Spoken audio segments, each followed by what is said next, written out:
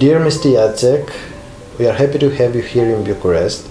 We know you are a board member of the International School of the Golden Rozacrucea, and we would like to find out what brought you here in Romania. First of all, I'm delighted to be here in Bucharest, in Romania, for several days, and I was invited to come for a series of events, and one of them was a public lecture given by the group, or organized by the group of the Rozacrucians, the modern Rozacrucians here in Bucharest, which took place on the Friday, and then over the weekend we had many other types of activities. So it's a great joy to be here and to feel this group, and I know Romania professionally, and I've been here a number of times, so it's fine to again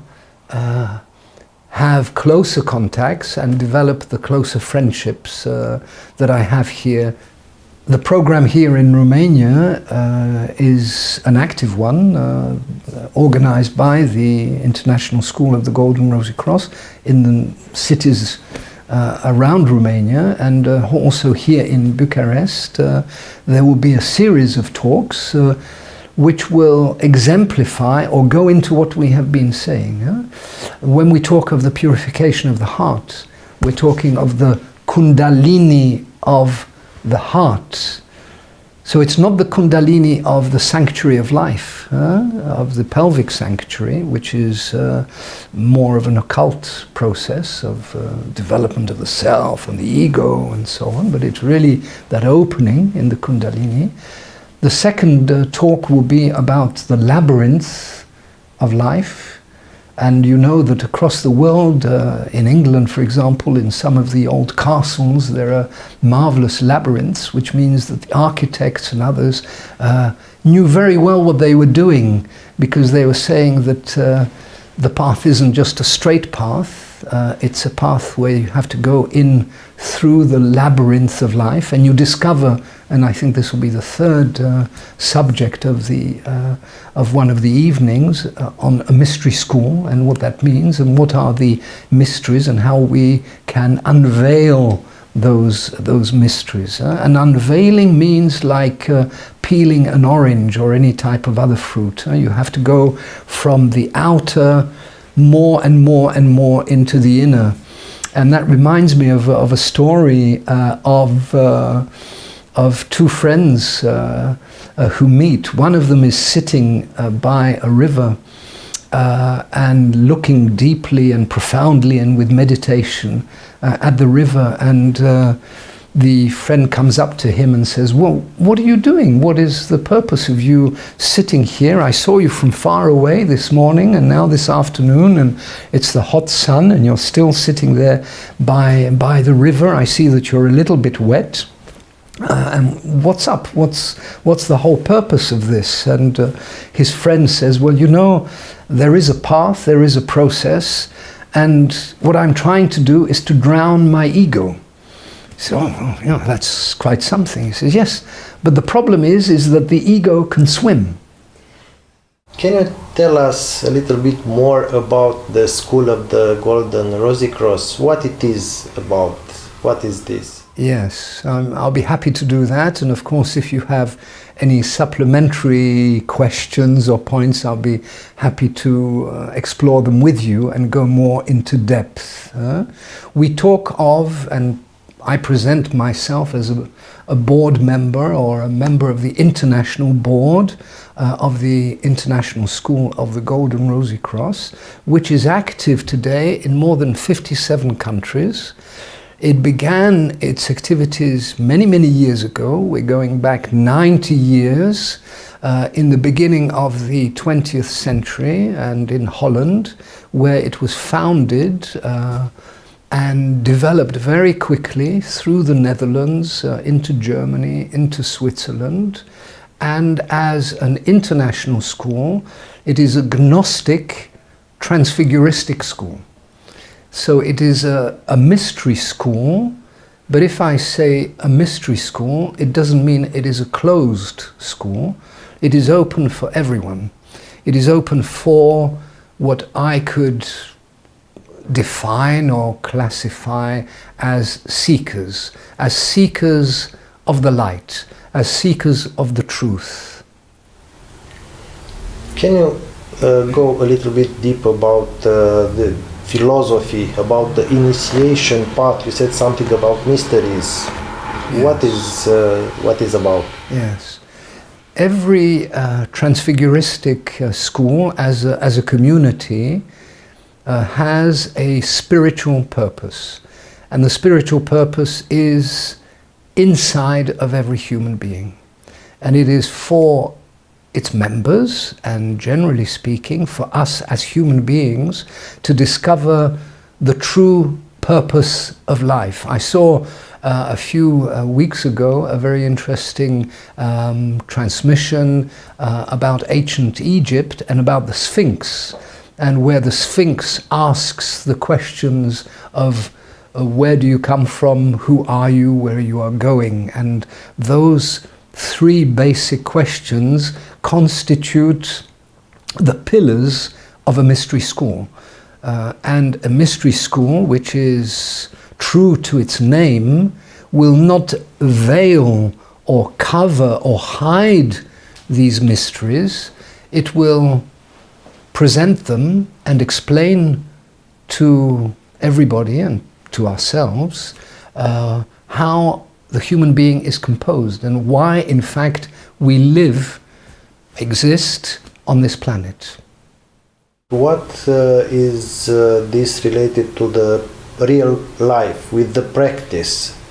This is a good philosophy, but how can we link all these concepts with the real life of us as human beings? I think you're right. We shouldn't talk about theories, but talk about practice and the application of that practice, where from the outset a mystery school or a transfiguristic school will say that we have a dual nature.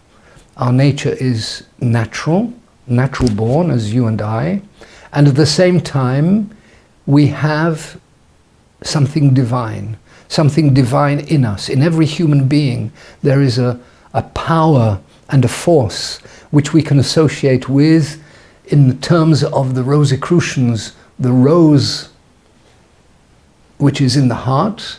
We can talk of the lotus, so we can talk of that inner force, that inner kingdom of light, and the whole process is of discovering it. So to discover it means a path. It means a path of initiation, not into some mysteries, but through self-knowledge to be able to go into the depth of oneself, which is no easy task, because it means there's a deep desire for that. But that desire I mentioned right at the beginning, it's the desire for light, for life, for love, for the truth.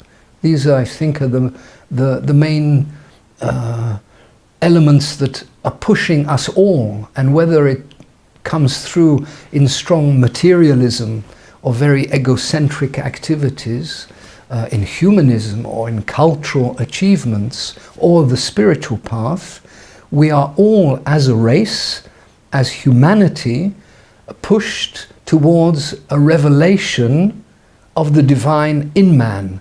And I think that this is what makes the difference between a religion, an outside religion, and an inner religion or a spiritual path. Now, if someone enters into that process, it's not forced from the outside. It's because there is a deep desire for liberation, if I can say so, for spiritual liberation. But spiritual liberation not for oneself, because one can see the suffering of the world. One can really feel how millions of people suffer today. And how can how can we contribute to alleviate, how can we contribute to making that suffering less? And it is by going an inner path of I, the surrender of the I, whereby also we move away from an egocentric way of being to what I would call a Christocentric way of being, which has nothing to do with some historical reference, but to the process of John, Jesus, and the Christ, starting in the heart and starting in ourselves. So each one of us is in the desert, so to speak, as John that preaches in the desert. And at a given moment in time, when that rose of the heart begins to open, begins to blossom out, we can say that Jesus is born in man, is born in the heart of man. And then through that spiritual process of purification, transformation, and then transfiguration, there is a new relationship that is established also, as man is not only man but also microcosm, with Jesus the Christ. So it is that inner being that begins to manifest itself. So you ask the question, what is the practice? The practice is self-knowledge. The practice is also ethical standards of accepting others for what they are, going one's path wherever we are, whatever job we may have, whatever occupation, whatever family condition we're in, whatever race, whatever religious past we may have. And then it's daily undergoing this process of purification by more and more indwelling, so going into one's heart. And if one does that more and more, then life changes, because we have then an effect on our environment. I don't know how specific that is. Maybe we need to go more into depth if you so feel. You said that this is a transformation, an inner transformation path. So should I understand that this is an individual way of self-realization, or is it something we can achieve in a group? Or Yes, that's important. I just come back to your word of self-realization. I think that is an accurate description. But if you say self-realization, is it self-realization for the ego, or is self-realization for the soul? And a spiritual school like the Golden Rozacrucea will say the ego is the obstacle. We are our own prisoner. We are our own prison, if you like. So we have to break out of that prison and move into a process of self-realization, but based on the call of the soul. That is what becomes then essential. And does one undertake this path alone, or does one undertake this path as part of a community? I would take one step back and say that our life is not a life in solitude. Whether we like it or not, we are linked with one another. We're linked to this planet. We're, as human beings, we're intertwined. We are, from an atomic point of view, we cannot see things as separate. It is our ego or our egocentricity that sees things as separate. And once we achieve that element of self-knowledge, or knowledge of oneself, we know that each one of us is part of humanity. And if we are part of humanity, we have the responsibility for the world. It's not an outside authority. It's not outside political, economic power that should or can have any real influence on the state of humanity. It is humanity itself. But if we say humanity itself, it means you and I. So you and I have and can have an enormous influence on the state of our life, because the element that is a leading element is that of purification. So self-realization, but by the purification of our being, the purification of our environment, desires, our will, our thoughts, to purify those thoughts by or through the help of that rose of the heart that we mentioned a few moments ago. If it is an inner path, why do we need a school for this? What is this school teaching? Yes, that's right. So that's a very important question. Do I undertake the path myself, alone, or in a community, in a group? Yes.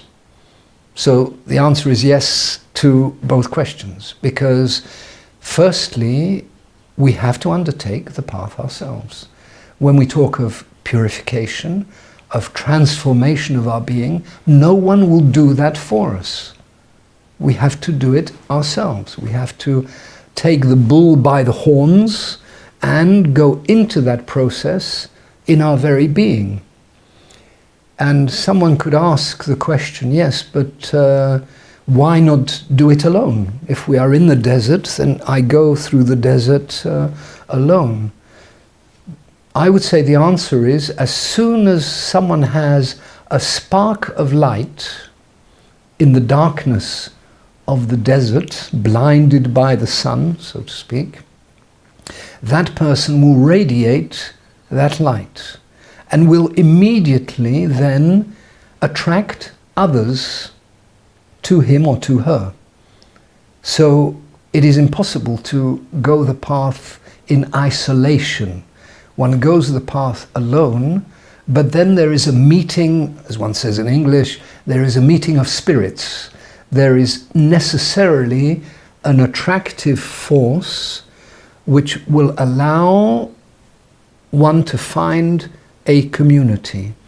A community not in the sense of something which is enclosed or something which is a prison or a sect or any form of delimiting or isolating from the world, but it's a natural process. It's an electromagnetic law that like attracts like. So at a given moment in time, one will find others who are also going that path and help each other to go that path. Because I think we can be honest with ourselves that there are ups and downs in the path. And it's not just going upwards and everything is fine and we're flying with the angels. That's certainly not the case. Because self-knowledge is a very deep, hard process. And if there are others who are walking with us and we're walking with them, that can be of enormous help. That can be of enormous support. But I want to put it maybe in another way, which is more scientific. As soon as a group of people come together, they create a certain force field. You can see that in our international football matches, for instance, where hundreds of thousands, millions of people are watching the same football game at the same time, and the emotions that are liberated, that are created, and are enormous. And sometimes it can even lead to extreme violence, because people forget themselves in such a group and do terrible, horrendous things. And if we take it in a positive sense, necessarily at a given moment in time, a community will be created, either because there have been the founders of a community, or because there is already a group, like here in Romania, and not only in Bucharest, but in the other cities. There are members of this school who have come, each one from his own way of life, from his own angle, from his own point of view, but is attracted not to the personality of the others, but is attracted by that force field, and the force field not only attracts but also emanates. It is also something which radiates a certain force field.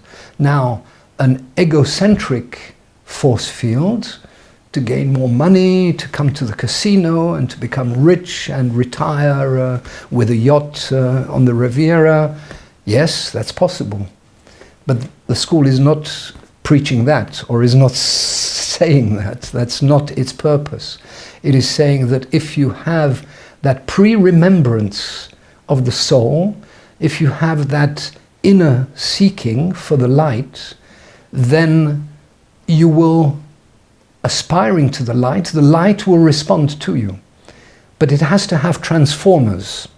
So a spiritual school, a Gnostic spiritual school like the Golden Rosy Cross, can be seen as a powerful center of transformation, a transformer station, which captures very high voltage through the community, through the group, and will then bring that voltage down to a level where each and every one can also receive the force that he or she needs where they are on that process of purification and transformation. So therefore, a community is electromagnetically normal and necessary.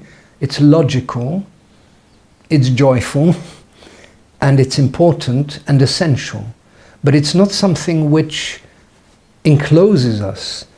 We become more and more conscious of the importance that we, each one of us, as a human being also, has to go out into the world, has to go out and be brother and be sister and be able to radiate a certain love and concern for humanity. And the stronger the community, the stronger that radiation field through the transmitter can come into the world and radiate that light. So therefore, maybe the answer in one word is that the path is not for oneself. The path is really for others. It's a path for others because man is not alone, not in terms of humanity and other people, but man can be seen as a microcosm. We live, exist inside a microcosm. So any process of self-knowledge will lead us to establish a link between what is natural with what is spiritual. And what is spiritual is not our I improved, but it is the link between natural man and the divine being, of which the center is this rose. But if we talk of a center, it means the circumference is what we can call the microcosm. So it is more and more to move from an individual to a microcosmic and then to a macrocosmic state of being, which is only natural to human beings, to all of us, because that is why we were created. We weren't created to try and improve this world, but because there is the world of the soul, and by giving birth to the new soul, we enter during our lives, not after death, during our lives in contact with the soul world. That brings us to the question of the mystery of life and death, of course. Thank you very much for being here with us today, Mr. Jacek. We wish you a great journey back home, and we are looking forward to meet you again here in Bucharest. Thank you very much. I think I'll be very happy to return to Bucharest and also to Romania. I wish everybody here really joy on this path. And on Friday evening, if I can just say that the meeting that I had with so many people who attended that public lecture gives a great deal of optimism, because meeting with younger people, older people, male, female, different social economic classes, one can see that here in Romania there is a link with the past. And I know about the Thracian civilization, which was quashed by the Greek and other so-called cultures and civilizations. The whole Bogomil tradition, which also linked itself in a very conscious way many hundreds of years ago with the Cathars in France, with also the classical Rosicrucians. So the history of Romania is very much embedded in a spiritual search. And this is something that I feel in many of our countries in Europe and across the world, and that there are so many people who are not only seeking but are already attaining a level of consciousness where they say, okay, I'm here where I am now, but I want to go further. What do I do? How do I go about it? And that's why we concentrated on the Friday evening on these three elements of the process of purification: the purification of our physical body, our subtle bodies, also the transformation that needs to take place to be able to enter into the contact with the soul, or the rose of the heart, and then enter into a process of what one could call transfiguration, to make of us also a spirit soul being. And a spirit soul being is then linked with the universe, and each human being is destined to do that, and we can only hope that through the work of a spiritual school like ours, seekers and others can enter into such a process, which is, again, I'd like to stress, self-knowledge is sometimes hard because you have to look at yourself, but at the same time it fills us with great joy, because then we have a real purpose of life beyond the material, limited elements of life. So thank you very much for this interview, and I wish you also all the best in your life.